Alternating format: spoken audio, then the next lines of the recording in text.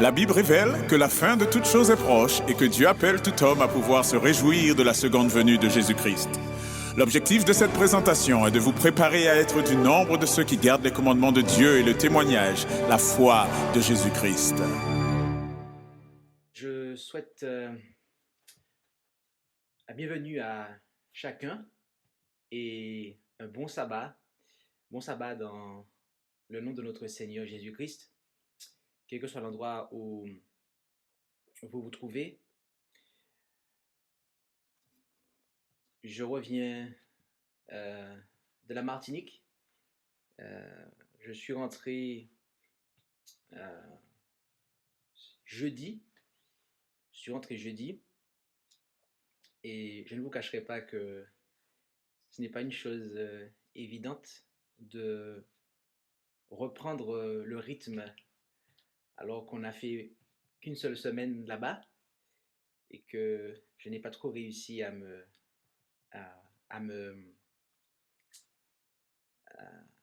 régler mon horloge interne. Donc ça a été assez éprouvant à ce niveau, mais Dieu est bon. Et nous avons pu voyager sans prendre la thérapie génique en toute légalité. Je le précise car il m'a été demandé comment j'ai fait pour m'y rendre sans prendre la thérapie génique. Et parce que soi-disant, il y a des personnes qui essayent d'y aller avec motif impérieux et qui n'y arrivent pas. Et donc, et la réponse que j'ai donnée était assez simple. J'ai dit que j'avais un motif impérieux. Mais apparemment, ça n'a pas suffi. Et j'ai cru comprendre que on m'a soupçonné d'avoir pris la thérapie génique. Alors que les choses soient claires, je n'ai pas pris la thérapie génique pour aller en Martinique. La différence qu'il y a entre Jean-Christophe Bollotte et les autres personnes qui n'ont pas réussi à aller en Martinique, c'est que Jean-Christophe Bollotte est allé en Martinique pour faire l'œuvre de Dieu et que Dieu a ouvert les portes. Et les autres personnes qui ont été refoulées à la frontière,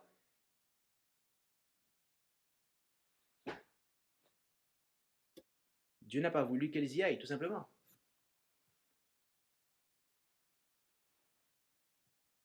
Et je tiens à préciser que je ne suis pas allé là pour prendre un bain de mer ou pour me bronzer. D'accord?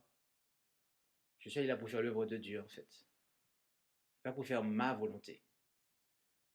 Je m'excuserai de le préciser parce que il faut toujours clarifier les choses dans le monde dans lequel nous sommes. Nous allons, avant de commencer, prier. Mais avant de prier, j'aimerais juste clarifier deux choses que je vais à l'avenir régulièrement clarifier. Et pour celles et ceux qui sont sur YouTube, si vous regardez la description de la vidéo, vous verrez les deux liens dont je vais parler. Le premier est celui de la présentation sur les faux ministères. Je tiens à préciser que Préparation de reste n'est pas un ministère indépendant. Il s'agit d'un ministère qui œuvre au sein d'une église organisée, laquelle, eh bien, est dans la lignée des pionniers adventistes du 7e jour.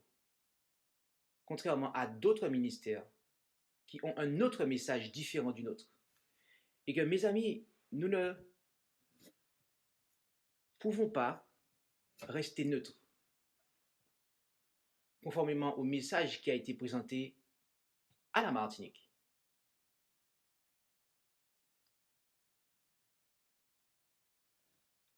Il y a des personnes qui ont marché pendant un temps avec nous, sans jamais prendre de position,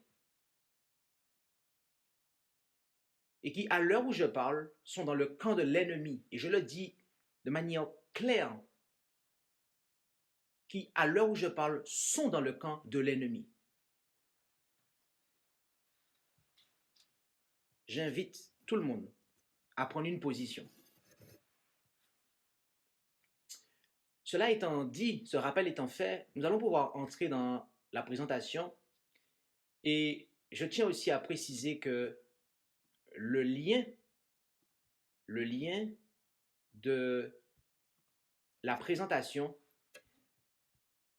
le lien du diaporama de la présentation vient d'être mis dans le chat et se trouve dans la description de la vidéo YouTube. Cela étant dit, nous allons prier et nous vous invitons, là où c'est possible, à pouvoir vous prosterner pour cela.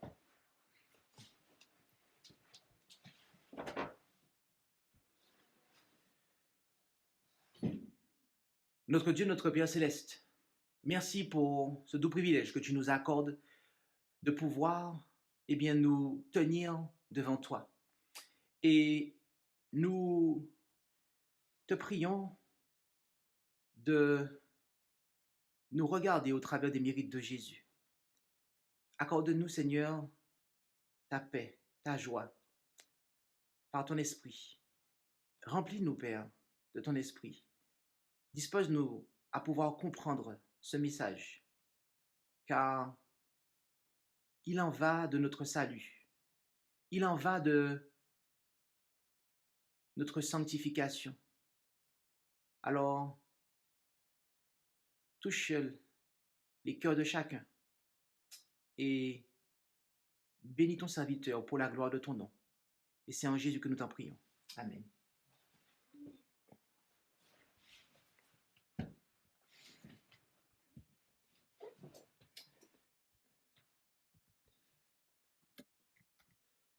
Le titre de cette présentation est Développement personnel. Que dit la Bible? Tel est le titre de cette présentation. Nous devons réaliser et nous allons voir dans cette présentation qu'il y a deux types de développement personnel. Il y a deux types de développement personnel. Il y a le faux développement personnel, au sujet duquel il nous est dit que le développement personnel est une démarche globale de réflexion sur soi et de valorisation de son potentiel dans le but d'améliorer la qualité de sa vie et de réaliser ses aspirations profondes. Il peut toucher différents aspects de la vie, professionnelle, personnelle, spirituelle, financière, relationnelle, familiale. Les actions et progrès constatés dans un domaine ont généralement des répercussions positives dans les autres. Notez ici que ce développement personnel dont il est parlé est centré sur l'individu. Il est centré sur l'individu, soit son potentiel, sa vie, ses aspirations profondes.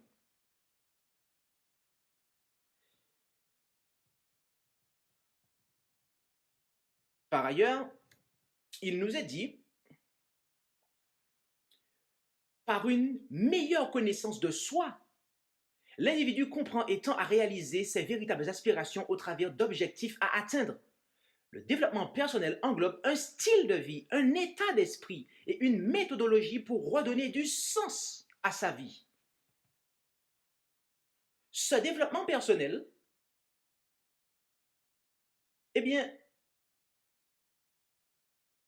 dit que nous pouvons avoir une meilleure connaissance de nous-mêmes. Et il est question d'un style de vie, d'un état d'esprit pour redonner du sens à sa vie. Style de vie, un état d'esprit et redonner du sens à sa vie.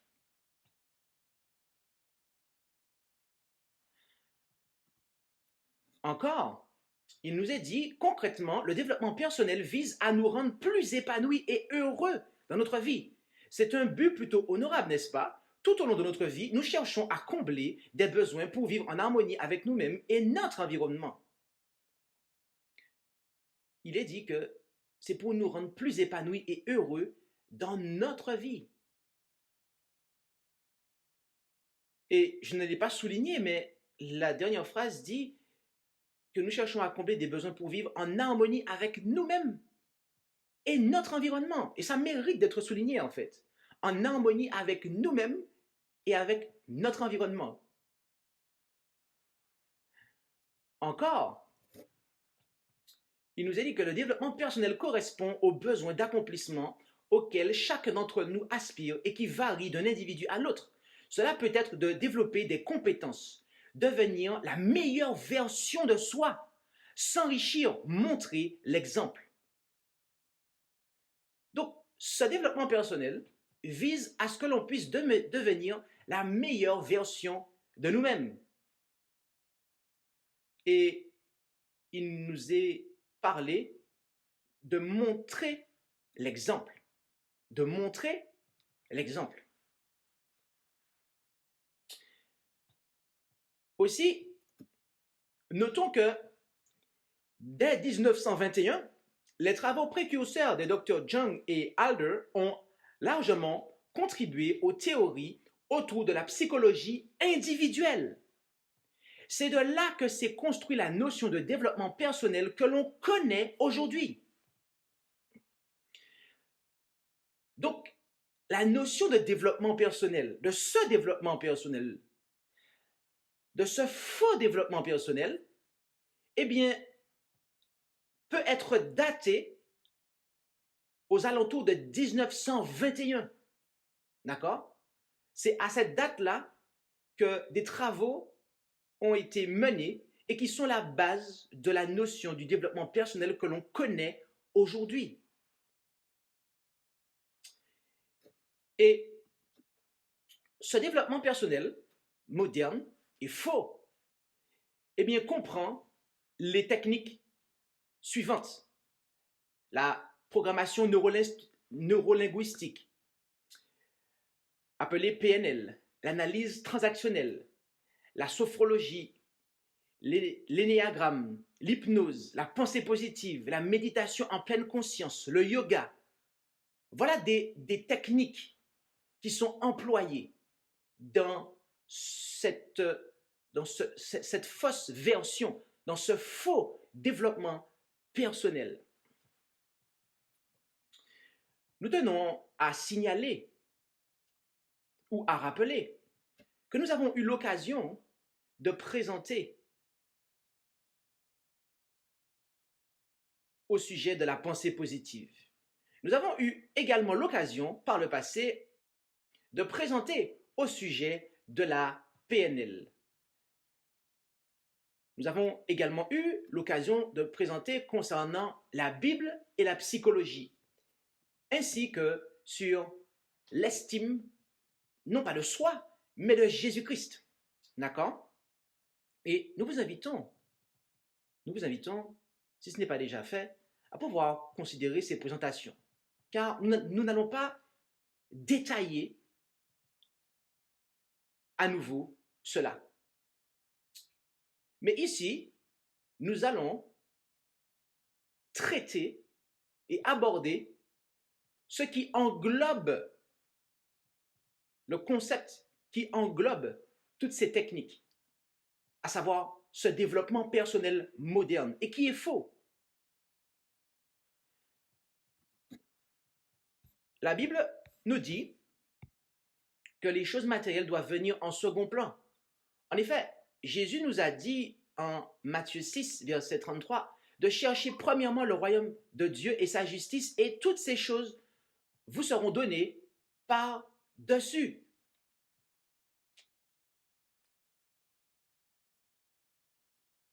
Le faux développement personnel, quant à lui, nous dit que, eh bien, vise à nous encourager.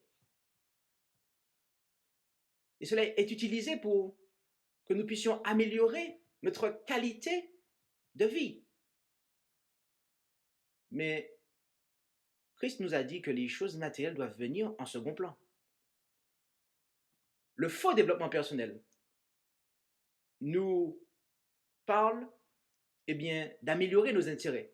Tandis que la Bible nous dit que l'amour ne cherche pas son intérêt.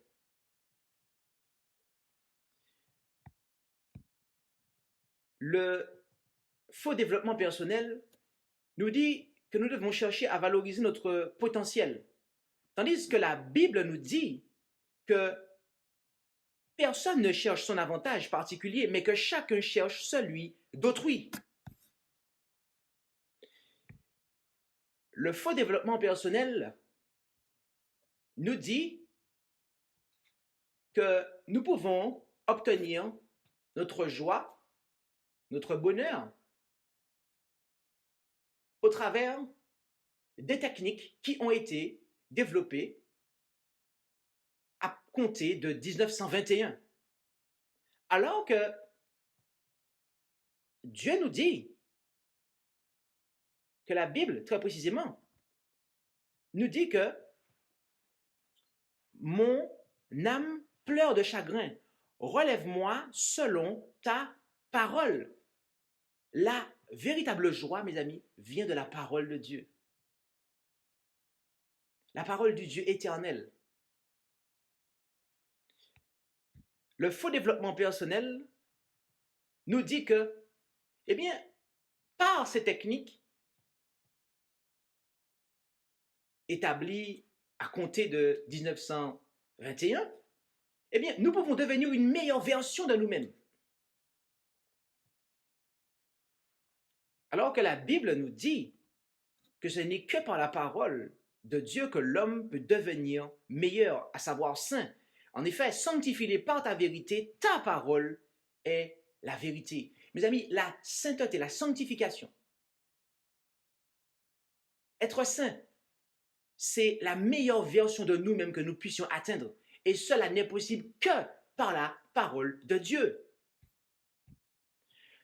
Le faux développement personnel nous dit que nous pouvons nous connaître nous-mêmes. Tandis que la parole de Dieu nous dit que le cœur est trompeur par-dessus tout et désespérément malin. Qui le connaîtra? Moi, l'Éternel, je sonde le cœur et j'éprouve les reins. Jérémie 17, versets 9 et 10.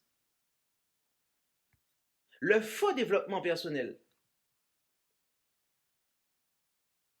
est centré sur le moi et vise à développer ce moi. Tandis que la Bible nous dit, Jean 3, 30, qu'il faut qu'il, à savoir Jésus, croisse et que je diminue. Et en Galates 2, verset 20, je suis crucifié avec Christ et si je vis, ce n'est plus moi, mais c'est Christ qui vit en moi. Le faux développement personnel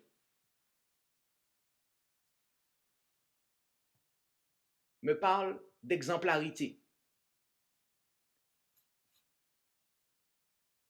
Alors que l'exemple que nous avons est négligé, oublié, supprimé. En effet, en Jean 13, 15, il est dit « Car je vous ai donné un exemple afin que vous fassiez comme je vous ai fait. » Et encore, en 1 Pierre 2, verset 21, « Car c'est à cela que vous êtes appelés, puisque Christ aussi a souffert pour vous, vous laissant un exemple afin que vous suiviez ses traces. » Le faux développement personnel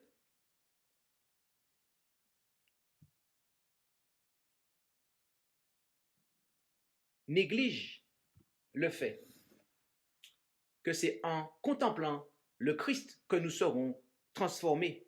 En effet, nous lisons en 2 Corinthiens 3, versets 17 et 18, « Or, le Seigneur est l'Esprit, et où est l'Esprit du Seigneur, là est la liberté. Ainsi, nous tous qui, le visage découvert, contemplons comme dans un miroir la gloire du Seigneur, nous sommes transformés à son image de gloire en gloire, comme par l'Esprit du Seigneur. »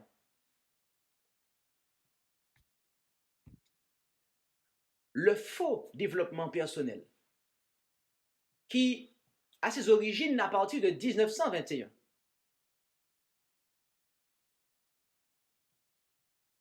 N'a rien à voir avec Jésus, mes amis. Cela n'a rien à voir avec Jésus. Soyons clairs sur ça, mes amis.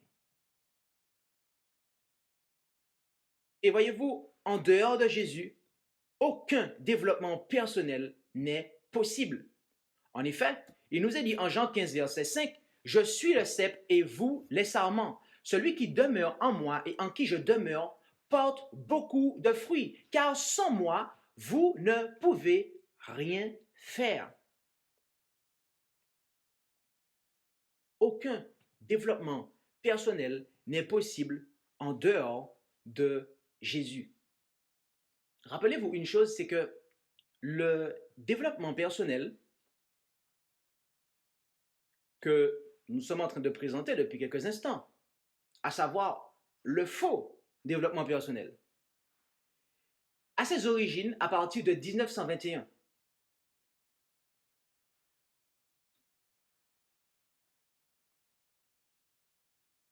Vous avez noté ça? Il a ses origines à partir de 1921. Dites-moi, avant le retour de Jésus, d'après Apocalypse 14, le retour de Jésus en Apocalypse 14 est présenté à compter du verset 14 jusqu'à la fin du chapitre. Mais qu'est-ce qui vient avant le retour de Jésus, d'après Apocalypse 14? Il y a un triple message, mes amis. Et c'est par ce triple message que Dieu va développer, autrement dit préparer, un peuple pour le retour de Jésus. Et Dieu n'a pas commencé ce travail-là en 1921, mes amis. Soyons clairs sur ça. Soyons clairs sur ça, mes amis. Le premier message, historiquement parlant, là, si nous pouvons mettre une date dessus, c'est 1837.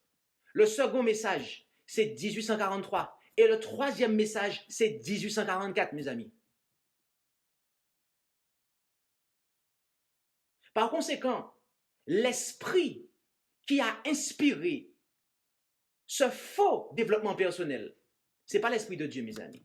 Soyons clairs sur ça. Disons-le franchement. N'ayons pas peur de dire ça, mes amis. Ce n'est pas l'esprit de Dieu. Dieu n'a pas attendu 1921 pour commencer à préparer un peuple pour le retour de Jésus, mes amis. Et voyez-vous, c'est à chaque fois la même chose. Dès que Dieu fait un réveil, Satan aussi fait un réveil. Je prends un exemple. Après 1844,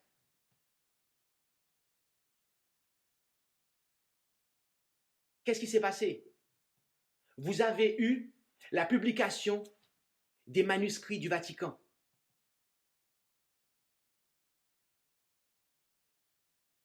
Les manuscrits bibliques, oui, qui sont sortis des poubelles du Vatican. Et c'est à partir de ces manuscrits qu'ont été traduits les Bibles qui sont répandues dans le christianisme, là. La Louis II et compagnie, etc. Au passage, n'allez pas dire que le pasteur Bolot a dit d'aller jeter la Louis II, hein? C'est pas ce que j'ai dit, hein? C'est pas ce que j'ai dit.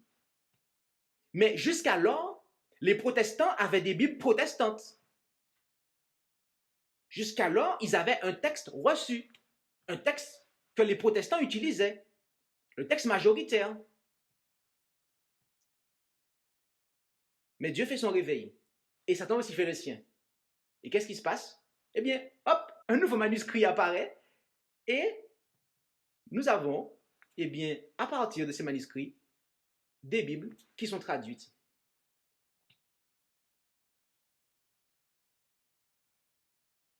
Et nous pourrons donner encore d'autres exemples comme ça, en fait. À chaque fois que Dieu fait son réveil, il y a l'ennemi qui fait le sien.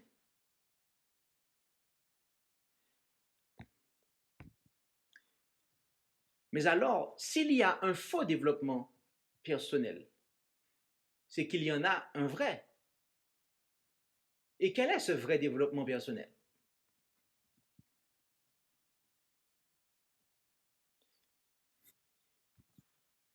Considérons ce vrai développement personnel. En 2 Pierre 1, versets 2 à 9. La grâce et la paix vous soient multipliées dans la connaissance de Dieu et de notre Seigneur Jésus. Comme sa divine puissance nous a donné tout ce qui regarde la vie et la piété, par la connaissance de celui qui nous a appelés par sa gloire et par sa vertu, par lesquelles nous ont été données les très grandes et précieuses promesses, afin que par leurs moyens vous soyez participants de la nature divine, en fuyant la corruption qui règne dans le monde par la convoitise. Ainsi, y apportant tout votre zèle, ajoutez à votre foi la vertu, et à la vertu la science, et à la science la tempérance, et à la tempérance la patience, et à la patience la piété, et à la piété l'amour fraternel, et à l'amour fraternel la charité, autrement dit l'amour inconditionnel. Voilà mes amis, le vrai développement personnel. Il s'agit du fait que Dieu va multiplier ce que nous allons ajouter. Et cela n'est possible qu'en Jésus. Cela n'est possible que par la divine puissance de Jésus. Oui, Jésus nous a tout donné, mes amis, par sa divine puissance, afin que nous soyons participants de la nature divine. Le faux développement personnel,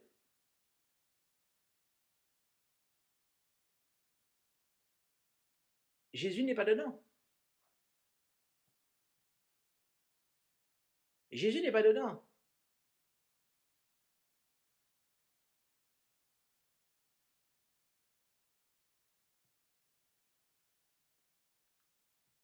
Le vrai développement personnel, mes amis, n'est possible qu'en Jésus. Et voyez-vous, Dieu n'a pas attendu 1921, encore une fois, pour préparer un peuple. La Bible était là avant.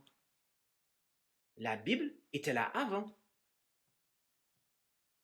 Donc ne faites pas croire à quiconque qu'il nous faut attendre 1921 pour que l'homme puisse être épanoui. Parce que si c'est le cas, si nous disons ça, nous sommes en train de dire que la Bible n'est pas suffisante. Et je ne vois pas, en fait, qu'est-ce qui nous reste à faire dans le christianisme, en fait. Pourquoi nous portons encore le nom de chrétien, en fait? À quoi ça sert? Mes amis, le vrai développement personnel n'est possible qu'en Jésus. Et seule la puissance de Jésus, à savoir son esprit, peut nous développer à son image. En effet, en Acte 1, verset 8, il est dit « Mais vous recevrez la puissance du Saint-Esprit qui viendra sur vous, et vous me servirez de témoin tant à Jérusalem que dans toute la Judée et la Samarie, et jusqu'aux extrémités de la terre. » La puissance du Saint-Esprit.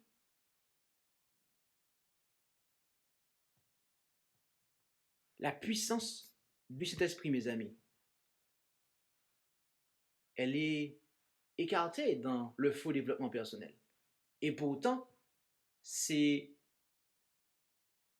ce dont Jésus se sert dans le vrai développement personnel. L'Esprit de Jésus œuvre par la parole de Dieu et le don de prophétie. C'est l'Esprit qui vivifie, la chair ne sert de rien. Les paroles que je vous dis sont esprit et vie. Jean 6, verset 63. Et en 1 Thessaloniciens 5, versets 19 et 20, toujours dans la Osterval 1744, je précise, il est dit « N'éteignez point l'esprit, ne méprisez point les prophéties. » Notez que Dieu se sert de sa parole. Qui est la parole de Dieu? Et de Jésus. Dieu se sert de sa parole pour nous communiquer son esprit. Et l'esprit est maintenu allumé. La lampe de l'esprit est maintenue allumée par les prophéties. Lorsqu'on parle des prophéties, cela inclut le don de prophétie.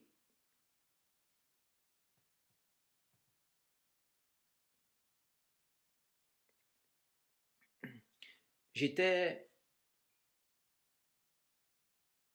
dans un voyage, il n'y a pas longtemps de ça. Et j'ai eu l'occasion de poser la question aux frères et sœurs, combien d'entre vous avez déjà lu l'ensemble des écrits de la Messagère du Seigneur en français, qui sont disponibles en français? Je ne me rappelle pas, sauf erreur de ma part, que tout le monde ait levé la main.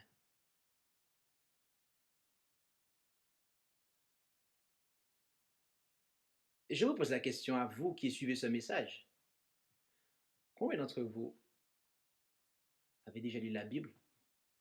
Combien d'entre vous avez déjà étudié les prophéties de la Bible? Et combien d'entre vous, à côté de cela, avez déjà considéré en fait l'ensemble des écrits de la Messagère du Seigneur? Mes amis, je dois vous dire quelque chose. En toute sincérité, mais en toute vérité. Si vous n'avez pas encore fait ça,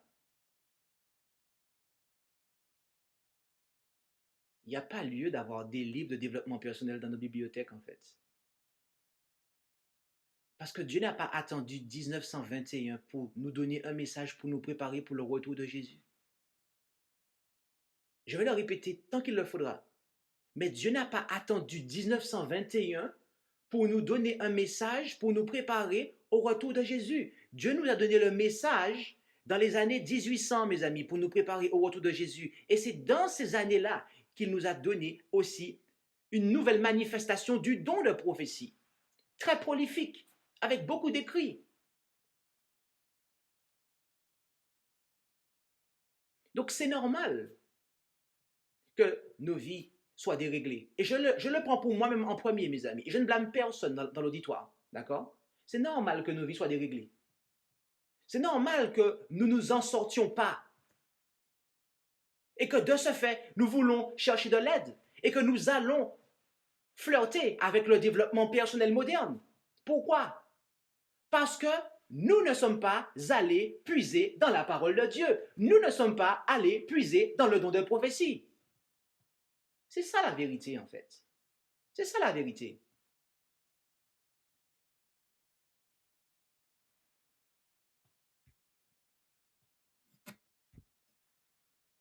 L'Esprit de Jésus nous conforme à la loi de Dieu. L'Esprit de Jésus qui agit par la parole est le don de prophétie.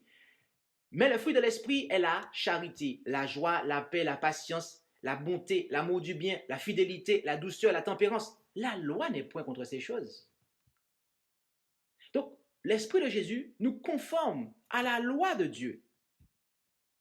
Et l'Esprit nous conduit à l'obéissance des lois régissant notre corps, aussi bien que notre esprit. En effet, en 1 Thessaloniciens 6, versets 19 et 20, ne savez-vous pas que votre corps est le temple du Saint-Esprit qui est en vous et qui vous a été donné de Dieu et que vous n'êtes point à vous-même, car vous avez été achetés à un grand prix.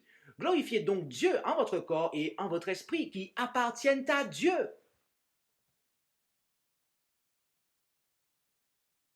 Pour que le véritable développement personnel puisse avoir lieu, mes amis, nous devons permettre à l'esprit, de nous conduire dans l'obéissance des lois qui régissent notre corps et notre esprit. Oui, il faut que nous nous laissions transformer. Je vous exhorte donc, lisons-nous en Romains 12, versets 1 et 2, frères, par les compassions de Dieu, à offrir vos corps en sacrifice vivant, saint, agréable à Dieu. C'est votre culte raisonnable. Et ne vous conformez point au présent siècle, mais soyez transformés par le renouvellement de votre esprit, afin que vous éprouviez que la volonté de Dieu est bonne, agréable et parfaite. Oui, il faut que nous nous laissions transformer. Il faut que nous nous soumettions en fait à l'action de l'esprit. Il faut que nous acceptions la parole de Dieu. Il faut que nous acceptions le don de prophétie. Sans quoi, aucune transformation n'aura lieu. Aucun développement n'aura lieu en nous en fait. Aucun développement personnel positif d'origine divine n'aura lieu. Et nous allons aller continuer à chercher, à aller brouter ailleurs. Et ce faisant, nous allons nous faire intoxiquer.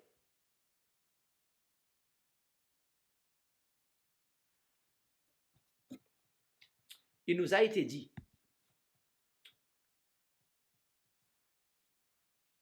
notre développement personnel constitue notre premier devoir envers Dieu et envers nos semblables. De quoi s'agit-il?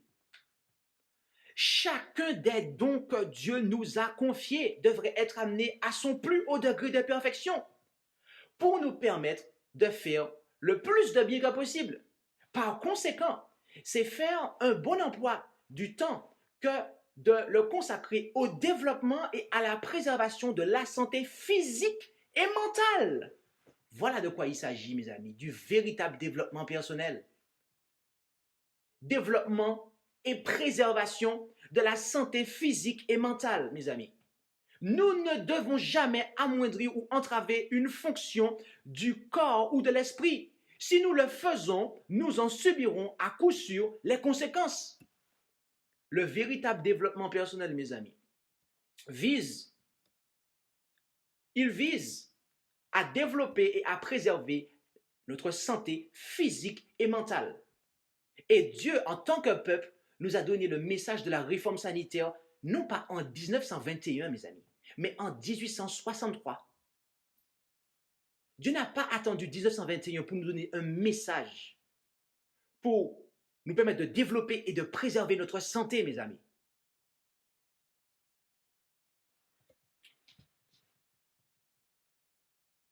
Et voyez-vous, il s'agit de notre premier devoir envers Dieu et envers notre semblable. Oui, de permettre à Jésus-Christ, par son esprit, en acceptant sa parole et le don de prophétie, de nous développer. Mais c'est assez étrange parce qu'on parle des deux choses, développement personnel. Mais on a dit que le faux développement personnel, il fait grandir le moi et Jésus n'est pas présent. Quand on parle du véritable développement personnel, quelle est la personne qui est développée? Il nous a été dit, paragraphe suivant. Chaque homme a suffisamment d'occasions pour devenir ce qu'il a choisi d'être.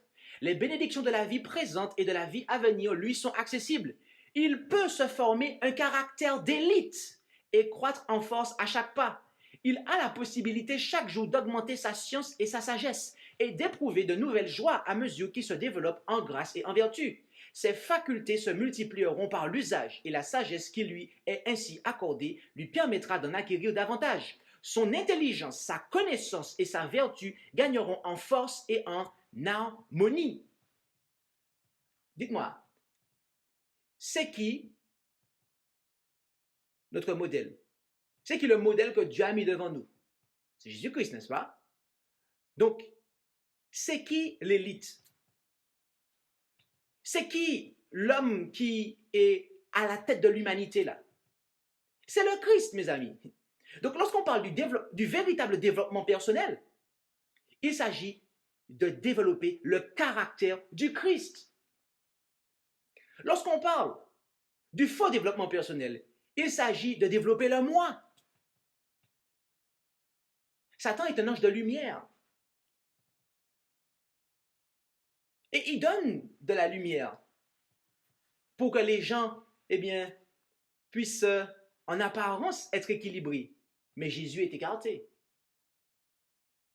Alors oui, on est heureux. Oh, on est heureux. Mais heureux dans quoi? Heureux dans l'ignorance de Dieu? Heureux dans nos péchés? Non, mes amis, ce n'est pas ça. Nous devons permettre à l'Esprit de Dieu de former en nous le caractère de Jésus. Et on termine avec cela.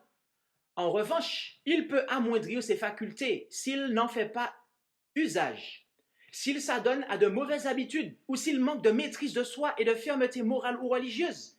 Il descend alors la pente rapidement, comme une conséquence de sa désobéissance aux lois de Dieu et de la santé.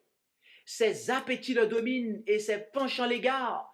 ils trouvent qu'il est plus facile de s'abandonner à la puissance des ténèbres, toujours très active pour le faire reculer, que de tenter un effort de volonté pour réagir contre elle et avancer. Les conséquences en sont une vie de dissipation, la maladie et la mort. C'est l'histoire d'un grand nombre d'existences qui eussent pu être consacrées à une activité féconde au service de Dieu et de l'humanité. Le véritable développement personnel conduit à l'obéissance aux lois divines, mes amis. Il conduit à l'obéissance des lois de Dieu, qu'il s'agisse des lois morales ou des lois physiques, de nous amener en conformité avec la volonté de Dieu, autrement dit, de nous sanctifier, mes amis. C'est comme ça qu'on pourra être la meilleure version, en fait, de nous-mêmes, à savoir de ressembler à Jésus. Ce n'est qu'en ressemblant à Jésus que nous pouvons être la meilleure version que nous puissions être, mes amis.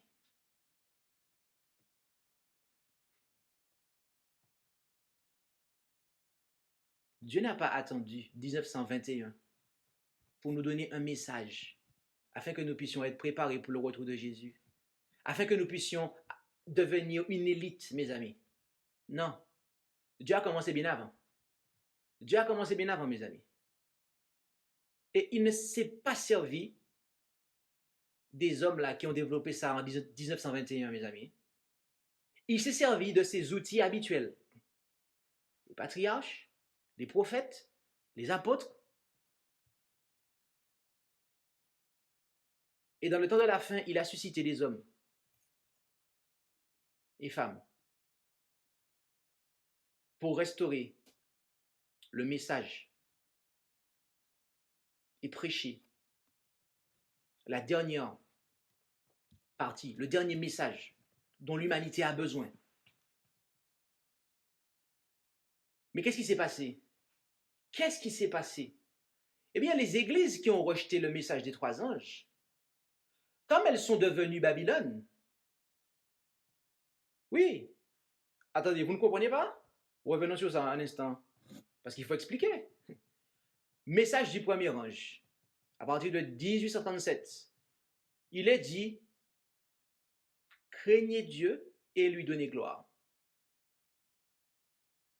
Glorifiez Dieu dans votre corps et dans votre esprit qui appartiennent à Dieu. C'est ce à quoi Dieu nous appelait. Mais qu'est-ce qui s'est passé? On n'a pas accepté. On n'a pas voulu adorer Dieu, le créateur du ciel et de la terre, de la mer et des sources d'eau. Les églises n'ont pas accepté cela. Et en conséquence, qu'est-ce qui s'est passé? Elles sont devenues Babylone en 1843.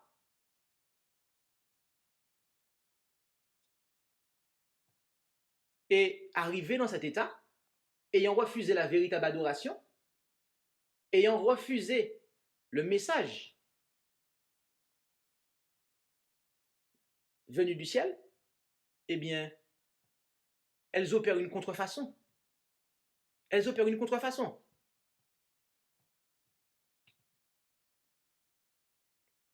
Les églises qui ont rejeté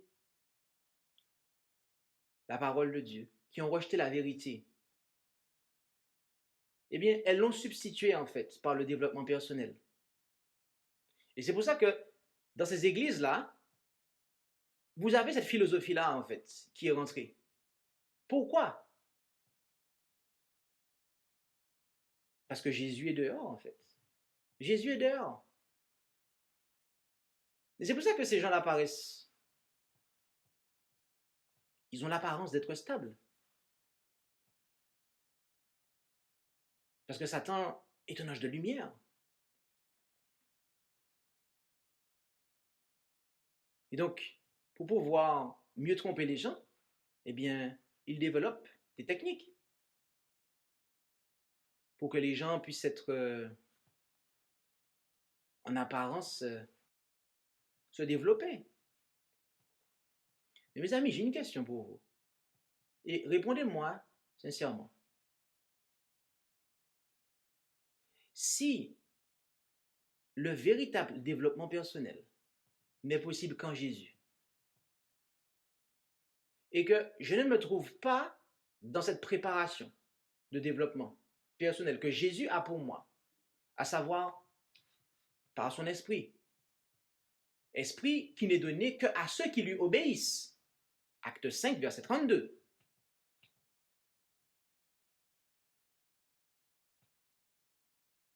Qu'est-ce que je suis en train de développer? Si je ne m'inscris pas dans la démarche de Jésus de développement personnel, c'est que forcément, je suis dans une autre démarche de développement personnel. Je suis dans ce faux développement personnel. Et à quoi je suis en train de me préparer là?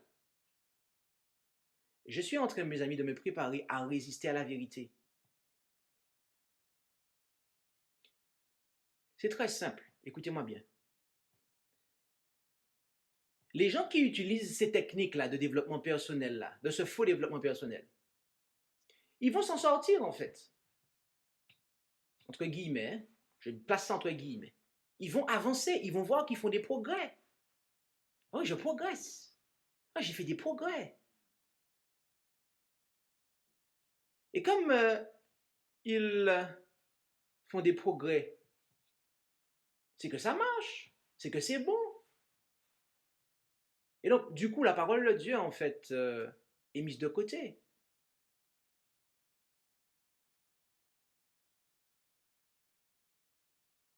Mais c'est une fausse lumière qui leur a été vendue, en fait. C'est une fausse lumière qui leur a été vendue. Parce qu'on a fait des progrès, effectivement, mais est-ce qu'on est sanctifié? Est-ce qu'on ressemble plus à Jésus? Est-ce qu'on est délivré du péché? Parce que Satan, c'est un ange de lumière. Satan est quelqu'un de très intelligent. Pourtant, il est à la tête de tous les pécheurs, mes amis. Donc, ne pas mettre Jésus dans le développement personnel, c'est-à-dire ne pas suivre ce que la Bible nous dit, le chemin de sanctification qui a été tracé par Dieu et qui, en ces derniers temps, nous est présenté dans le message des trois anges, prêché premièrement en 1837, 1843 et 1844, et que cela continue. Eh bien, mes amis, là, on se place tout simplement sous l'influence du malin, en fait. Et tôt ou tard, nous allons rejeter la parole de Dieu. Parce que nous allons préférer à la parole de Dieu une fausse science. Et rappelez-vous une chose, mes amis. Rappelez-vous juste une chose. Satan ne vient pas à nous avec des cornes et une queue et une faucille à la main. Avec une fauche à la main. C'est pas comme ça qu'il vient à nous. Hein. Il se plaît en fait à ce que l'on puisse le voir comme ça. Non, mes amis, il vient comme un ange de lumière. Il vient avec des vérités.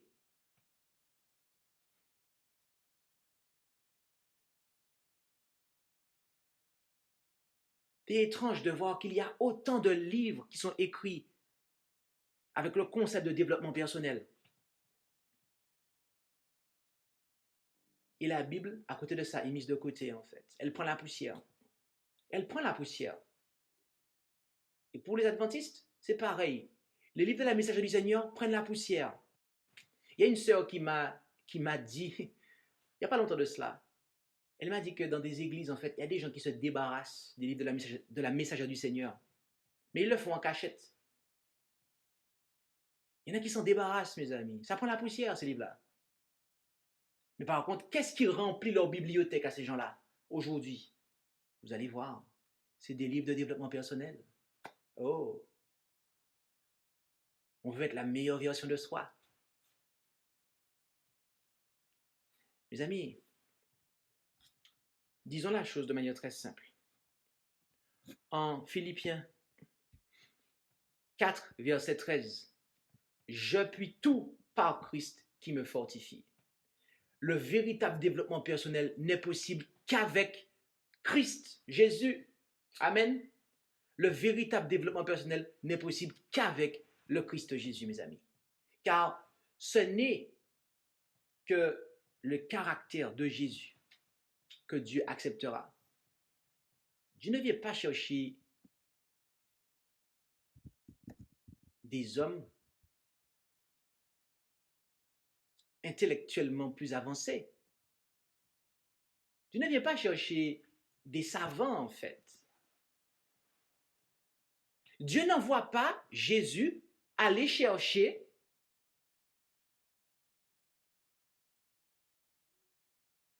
des hommes et des femmes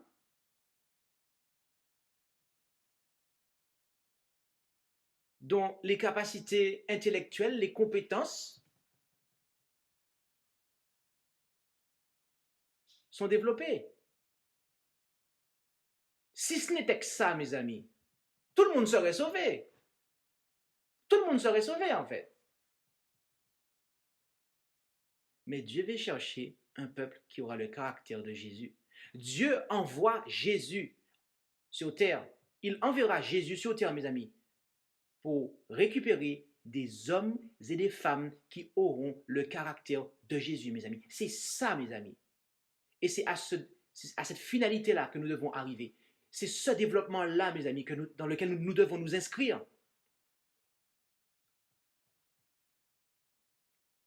Alors, plaise à Dieu que nous puissions nous inscrire dans la véritable démarche de développement personnel. Celle qui vise à nous rendre obéissants aux lois physiques et mentales. Celle qui vise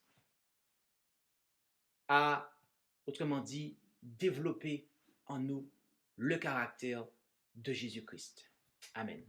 Je vous invite à prier pour conclure.